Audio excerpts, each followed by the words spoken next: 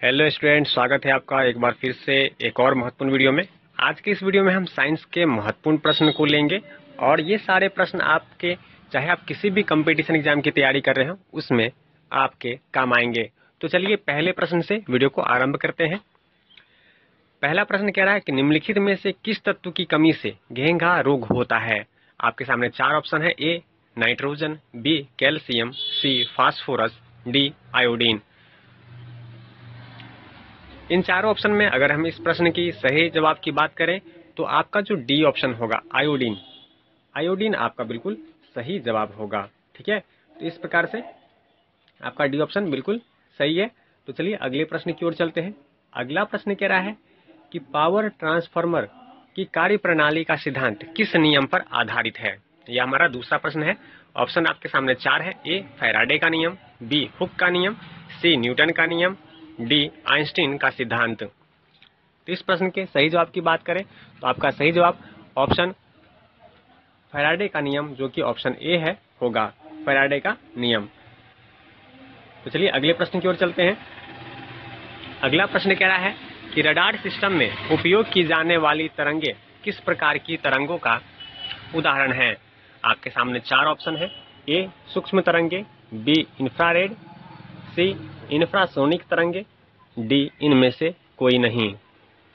तो इस प्रश्न का जो सही जवाब होगा वह होगा आपका ऑप्शन ए सूक्ष्म तरंगे। तो आपका ऑप्शन ए बिल्कुल सही जवाब होगा, सूक्ष्म तरंगे का सही जवाब है। तो चलिए अगले प्रश्न की ओर चलते हैं। अगला प्रश्न कह रहा है कि निम्न में से प्लाज्मोडियम परजीवी का वाहक है। निम्न में से प्लाज्मोडियम परजीवी का वाहक है। आपके सामने चार ऑप्शन है।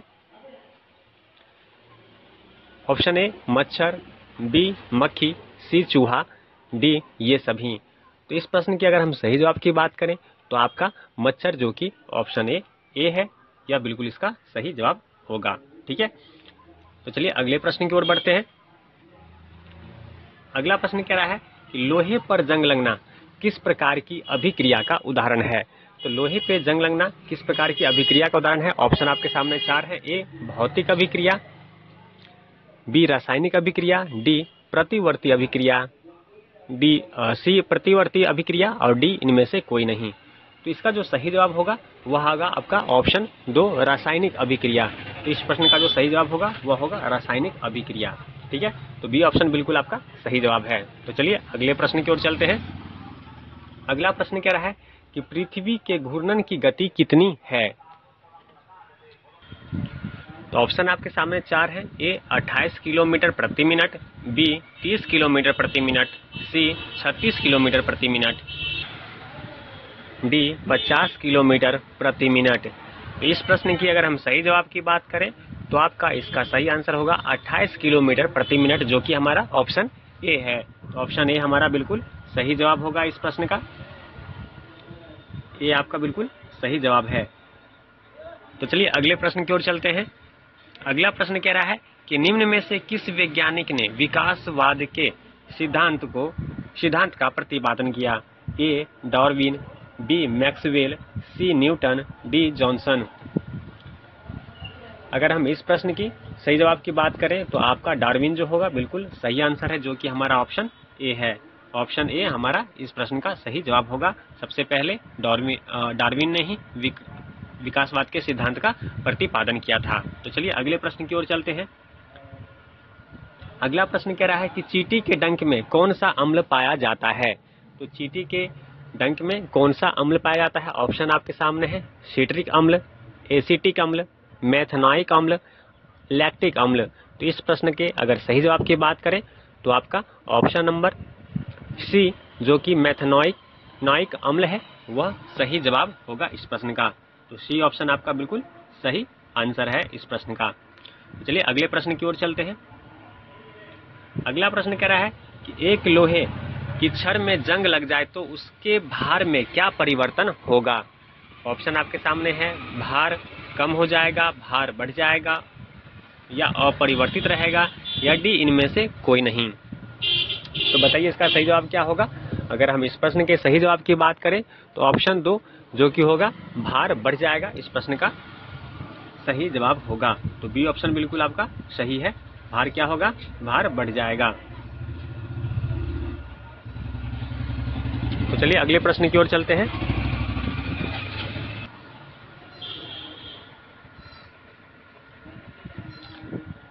किस यंत्र के द्वारा सौर ऊर्जा को विद्युत ऊर्जा में रूपांतरित किया जाता है?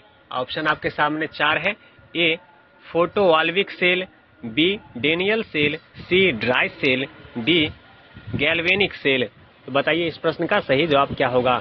अगर हम इस प्रश्न के सही जवाब की बात करें तो ऑप्शन 1 फोटोवॉल्विक सेल जो है इस प्रश्न का सही जवाब होगा। आपका ए बिल्कुल सही आंसर होगा। तो चलिए अगले प्रश्न की ओर चलते हैं। अगला प्रश्न कह रहा है कि पृथ्वी के केंद्र पर गुरुत्वाकर्षण के कारण त्वरण का मान क्या होता है? ऑप्शन आपके सामने है 0, बी -1, सी 1, डी 9.8। तो बताइए इसका सही जवाब क्या होगा? अगर हम इस प्रश्न के सही जवाब की बात करें तो ऑप्शन 1 जो कि 0 है वो हमारे इस प्रश्न का सही आंसर हो जाएगा। तो ऑप्शन ए हमारा सही जवाब होगा इस प्रश्न का। तो चलिए अगले प्रश्न को लेते हैं। कम ताप को मापने वाले यंत्र को क्या कहा जाता है? कम तापमान को मापने वाले यंत्र को क्या कहा जाता है? ऑप्शन आपके सामने है हाइग्रोमीटर, क्रायोमीटर, पायरोमीटर या टेकोमीटर। तो इस प्रश्न के अगर हम सही जवाब की बात करें तो क्रायोमीटर इसका बिल्कुल सही जवाब होगा, जो कि हमारा ऑप्शन नंबर है बी। ऑप्शन बी हमारा बिल्कुल सही जवाब होगा इस प्रश्न का। अगले प्रश्न की बात करें तो मनुष्य के सुनने की क्षमता कितनी होती है? 20 हर्ट्ज से लेकर के 2000 हर्ट्ज तक। ऑप्शन बी आपका है 20 हर्ट्ज से 20,000 हर्ट्ज तक। इसी प्रकार से आपका सी और डी ऑप्शन है। तो बताइए क्या सही जवाब होगा? अगर सही उत्तर की बात करें इस प्रश्न का तो आपका बी ऑप्शन बिल्कुल सही जवाब होगा। बी ऑप्शन आपका 20 हर्ट्ज से लेकर के 20,000 हर्ट्ज तक। ये आपका बिल्कुल सही जवाब है इस प्रश्न का। तो चलिए अगले प्रश्न की ओर चलते हैं और उसे देखते हैं। अगला प्रश्न कह रहा है कि यदि निर्वात में लोहा, कागज और पत्थर के टुकड़े को एक साथ गिराया जाता है तो कौन पृथ्वी की सतह को सबसे पहले स्पर्श करेगा? ऑप्शन आपके सामने 4 हैं। ए लोहा, बी कागज, सी पत्थर, डी तीनों एक साथ। अगर हम इस प्रश्न के उत्तर की बात करें तो आपका ऑप्शन डी जो कि तीनों एक साथ है बिल्कुल सही जवाब होगा। तो इस प्रश्न का उत्तर आपका डी हो जाएगा, तीनों एक साथ। तो चलिए अगले प्रश्न की ओर चलते हैं, अगले प्रश्न को देखते हैं। अगला प्रश्न है निम्नलिखित में से कौन कांच का सबसे महत्वपूर्ण घटक है? तो इसका जो सही उत्तर है आपको इन चारों ऑप्शन में से चुनना है। तो ऑप्शन आपके सामने है कार्टज, माइका, सिलिका, डी इनमें से कोई नहीं। तो इस प्रश्न का जो सही आंसर होगा वो बताएं। अगर हम इस प्रश्न के सही उत्तर की बात करें तो आपका ऑप्शन सी जो कि सिलिका है बिल्कुल सही जवाब होगा। सिलिका इस प्रश्न का सही आंसर होगा। तो चलिए अगले प्रश्न की ओर चलते हैं। अगला प्रश्न कह रहा है कि पदार्थ का परमाणु सिद्धांत किस वैज्ञानिक ने दिया था? ए मैक्सवेल, बी पास्कल, सी जॉन डाल्टन, डी न्यूटन। तो अगर हम इस प्रश्न के उत्तर की बात करें तो आपका इस प्रश्न का सही जवाब होगा option C John Dalton. John Dalton इस प्रश्न का सही आंसर हो जाएगा। इस प्रश्न का सही आंसर आपका जॉन डाल्टन हो जाएगा। तो चलिए अगले प्रश्न की ओर चलते हैं। अगला प्रश्न कह रहा है कि वॉशिंग मशीन किस सिद्धांत पर कार्य करता है? वॉशिंग मशीन किस सिद्धांत पर कार्य करता है? ऑप्शन आपके सामने है अपकेंद्रीय, बी अभिकेंद्रीय, सी उपरोक्त दोनों या डी इनमें से कोई नहीं। तो अगर हम इस प्रश्न के सही जवाब की बात करें तो ऑप्शन ए जो कि आपका अपकेंद्रीय है इस प्रश्न का सही आंसर हो जाएगा। तो वॉशिंग मशीन जो है अपकेंद्रीय सिद्धांत पर कार्य करता है। तो चलिए अगले प्रश्न की ओर चलते हैं और इसे देखते हैं। अगला प्रश्न कह रहा है कि आघूर्ण बल की एसआई इकाई क्या है? तो ए ऑप्शन आपका है न्यूटन, बी न्यूटन मीटर, सी मीटर प्रति सेकेंड, डी ओम। तो इस प्रश्न का जो सही जवाब होगा वह होगा आपका बी आंसर, बी ऑप्शन जो कि न्यूटन मीटर है इस प्रश्न का सही जवाब होगा न्यूटन मीटर।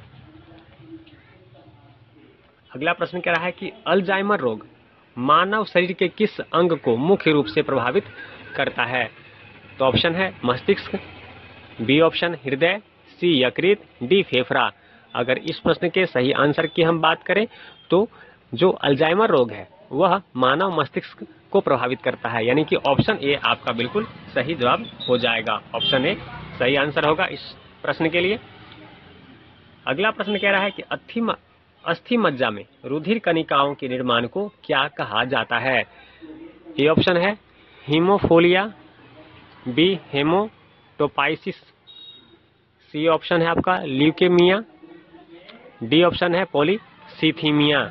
तो आपको बताना है सही आंसर क्या होगा इस प्रश्न का। तो अगर हम इस प्रश्न के सही जवाब की बात करें तो आपका सही जवाब होगा हेमोटोपाइसिस, जो कि आपका ऑप्शन बी है। ऑप्शन बी आपका बिल्कुल सही जवाब होगा इस प्रश्न के लिए। बी आंसर, बी ऑप्शन बिल्कुल सही है। तो इस तरह से हमने कुछ साइंस के महत्वपूर्ण प्रश्नों को लिया और उसके जवाब आपको बताएं। उम्मीद करता हूं आपने अधिक से अधिक प्रश्नों का सही जवाब दिया होगा। तो ऐसे महत्वपूर्ण प्रश्नों का वीडियो पाने के लिए चैनल को सब्सक्राइब कर सकते हैं और साथ में बने बेल नोटिफिकेशन को ऑन कर सकते हैं, ताकि जब भी ऐसे महत्वपूर्ण वीडियो मैं अपलोड करूं उसका नोटिफिकेशन आपको मिल सके। तो चलिए मिलते हैं अगले वीडियो में। तब तक वीडियो देखने के लिए आपका धन्यवाद।